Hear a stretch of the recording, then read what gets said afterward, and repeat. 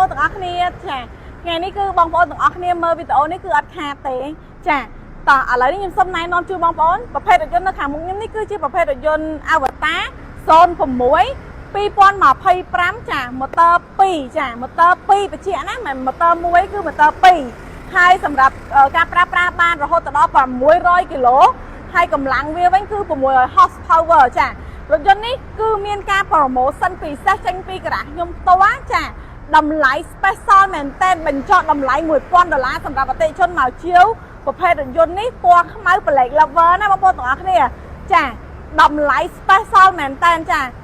52,800តែបងប្អូនជាវទិញឥឡូវហ្នឹងចុងខែហ្នឹងបញ្ចុះ$1000នៅសល់ត្រឹមតែ51,800ទេអញ្ចឹងបងប្អូនណាមានចំណាប់អារម្មណ៍ស្រឡាញ់ប្រភេទ Avatar 06 2025 ខ្លាញ់កោចាoption ពេញ option top នេះចាអាចតតងមករីមីនីអូតូក៏ដូចជា PCM ខាយើងខ្ញុំបានចាហើយសម្រាប់រថយន្តនេះ special គឺអូតូបើកទ្វារចាដោយសារបើខ្ញុំឈរចិត្តអញ្ចឹងអត់បើកធំទេបើខ្ញុំឈរយ៉ាងឆ្ងាយតិចបើកយ៉ាងធំខាងក្នុងវាអែមខ្លាំងណាបងប្អូនអើយចាបើបងប្អូនណាបានឃើញផ្ទាល់នៅក្រៅអីដឹងតើចាប់ចំណាប់អារម្មណ៍ចាប់ចិត្ត 100% ហ្មងនឹងទិញហ្មងចាមើលចាអេក្រង់វែងចាហានេះអេក្រង់វាធំទៀតពិសេសមែនតើហើយកៅអីពណ៌អែមស្រែមពណ៌នេះគឺពណ៌ពេញនិយមហ្មងចាបងប្អូនណាដែលគាត់មានចំណាប់អារម្មណ៍ណារស់រាន់ណាតម្លៃ special មានតែមួយគ្រឿងនឹងចុងក្រោយណាបងប្អូនចាហើយសម្រាប់ពេលយើងបិទទ្វារវិញគឺយើងចុច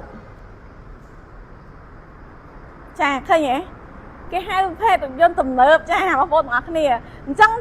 បើបងប្អូនណាមានចំណាប់អារម្មណ៍ចង់ទិញឬក៏ចង់បង់រំលោះជាមួយក្រាស់ផ្ទាល់ឬក៏ចង់វាយដោអាចតតងមកឥឡូវនឹងបានណា special មែនតើអត់ដែលមាន promotion បញ្ចុះតម្លៃ$1000នេះទេចាអរគុណ